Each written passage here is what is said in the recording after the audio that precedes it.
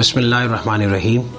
اللہم صلی علی محمد وعلی آل محمد وبارک وسلم وصلی علیہ. ہم نے جس طرح اپنے سابقہ پروگرام میں حضرت ابراہیم علیہ السلام کے نام نامی اسم گرامی کے معنی اور مفہوم کے اعتبار سے چند باتیں آپ کی خدمت میں عرض کی تھیں، آج ہم آپ کے لقب مبارک حضرت ابراہیم علیہ السلام کے لقب مبارک کے حوالے سے یہ عرض کرنا چاہیں گے کہ آپ کو یہ لقب یعنی خلیل اللہ جو آپ کا لقب تھا کیوں دیا گیا. تو خلیل کے معنی ہوتے ہیں دوست کے، اور ایسا دوست جو جگری دوست ہوتا ہے، جو اپنے دوست کے ہر ادا کو اور اس کی ہر چاہت کو اپنے رگ و روپ میں بسا لے، ایسی ہستی کو خلیل کہا جاتا ہے. چنانچہ سوال یہ پیدا ہوتا ہے کہ آپ کو خلیل اللہ کیوں کہا گیا؟ تو اس کا سادہ سا جواب یہ ہے کہ آپ کے دل اور جاں میں اللہ کی محبت اس طور پر پیوست تھی کہ آپ نے کبھی اس محبت کے سامنے بادشاہت، دولت، امارت، کسی عہدے، منصب، کسی رشوت، لالچ، کسی چیز کا خیال نہیں رکھا.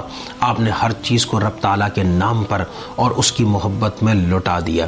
آپ فرمایا کرتے تھے میرا رب کریم ہے، اور میں نے اپنے رب سے اس کرم نوازی کو سیکھا ہے کہ اگر کوئی دشمن ہے تو میرا رب اس پر بھی کریم ہے اور اس کو اپنی عطا اور بخشش سے محروم نہیں کرتا.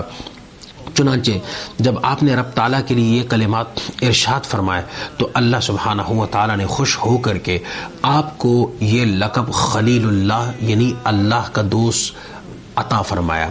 حضور علیہ الصلاۃ والسلام سے پوچھا گیا کہ اے اللہ کے رسول صلی اللہ علیہ وسلم، حضرت ابراہیم علیہ الصلاۃ والسلام کو اللہ کا دوست کیوں کہا گیا؟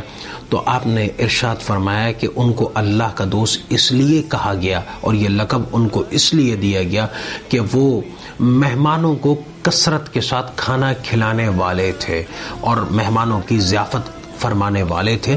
اس وجہ سے ان کو خلیل اللہ یعنی اللہ کا دوست کہا گیا. مطلب یہ ہوا کہ ہر وہ شخص جو اللہ کی رضا کے واسطے خلق خدا پر رحم کرتے ہوئے ان کے کھانے پینے کی ضرورت کو پورا کرتا ہے اور مہمانوں کی آمد پر ان کی بھرپور ضیافت کرتا ہے، وہ اگر آج با آواز بلند خلیل اللہ نبی بن سکے تو اپنے عمل کے اعتبار سے یقیناً وہ خلیل اللہ بن جایا کرتا ہے. اور اس لیے ہر وہ سخی جو گناہگار بھی ہے لیکن اس کی سخاوت کی وجہ سے وہ اللہ سے قریب ہے، اور ہر وہ مومن شخص جو نہایت عبادت گزار بھی ہے لیکن اگر بخیل ہے تو اپنے بخل کی وجہ سے وہ اللہ کے قریب نہیں بلکہ اللہ کی رحمت سے دور ہے. تو میں عرض یہ کر رہا تھا حضرت ابراہیم علیہ الصلاۃ والسلام اللہ کے خلیل اس لیے ہیں کہ وہ مہمانوں کے ساتھ بہت فیاضانہ سلوک کیا کرتے تھے. اور ایک روایت میں یہ بھی آتا ہے کہ آپ کے پاس ایک فرشتہ آیا، اس فرشتے نے نہایت خوبصورت آواز میں اللہ سبحانہ و تعالیٰ کا نام لیا. آپ کو اس کی آواز نہایت سریلی لگی. آپ نے اس سے دوبارہ تقاضا کیا. وہ فرشتہ انسانوں کی شکل میں تھا. آپ کا تقاضا یہ تھا کہ اللہ کے اس نام کو جس خوبصورتی سے تم نے ادا کیا ہے ایک بار پھر اس کو اسی طرح ادا کرو. وہ کہنے لگا کہ میں مال لیے بغیر، پیسے لیے بغیر اللہ کا نام نہیں لوں گا. آپ نے فرمایا میرا جتنا مال ہے وہ سب میں تمہیں دیتا ہوں، تم اللہ کا نام لے لو. اس نے دوبارہ اللہ کا نام اپنی زبان مبارک سے اس طور پر ادا کیا کہ پہلے کے مقابلے میں اب کے بار اللہ کا نام نہایت شیریں اور خوبصورت انداز سے لیا.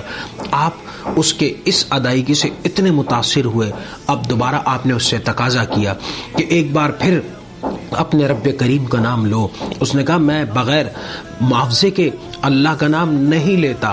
آپ نے فرمایا میری جتنی اولاد ہے میں اپنی اولاد کو اللہ کے اس خوبصورت نام پر قربان کرنے کے لیے اور تمہیں دینے کو تیار ہوں، تم پھر اللہ کا نام اسی خوبصورتی سے لو. وہ دوبارہ اللہ کا نام لیتا ہے اور پہلے کے مقابلے میں زیادہ خوبصورتی سے لیتا ہے. آپ اپنا سب کچھ اس شخص کو جو اصل میں فرشتہ تھا دینے پہ تیار ہوتے ہیں. جب وہ دینے لگتے ہیں تو آگے سے وہ کہنے لگتا ہے اے ابراہیم، اللہ نے تیری قربانیوں کی وجہ سے اور اپنے نام سے محبت کرنے کے صدقے میں تجھے خلیل اللہ کا لقب عطا فرمایا ہے، اور میں کوئی انسان اور بشر نہیں ہوں کہ تجھ سے مال اور دولت کو لے لوں اور جو کچھ میں نے کہا اس کا عوض اور بدلہ تجھ سے قبول کروں۔ میں تو رب تعالیٰ کا فرشتہ ہوں، آیا تھا تیرا امتحان لینے کے لیے، اللہ نے تجھے اس امتحان میں کامیاب کر دیا اور اس کے صلے اور بدلے کے طور پر تجھے خلیل اللہ یعنی اللہ کے دوست کا لقب عطا فرمایا۔ یہ ایک مختصر پس منظر تھا آپ کے اس لقب مبارک خلیل اللہ کا۔ ہم آئندہ کے پروگرام میں آپ کے لقب خلیل اللہ کا ایک اور واقعہ بھی آپ کی خدمت میں عرض کریں گے انشاءاللہ العزیز۔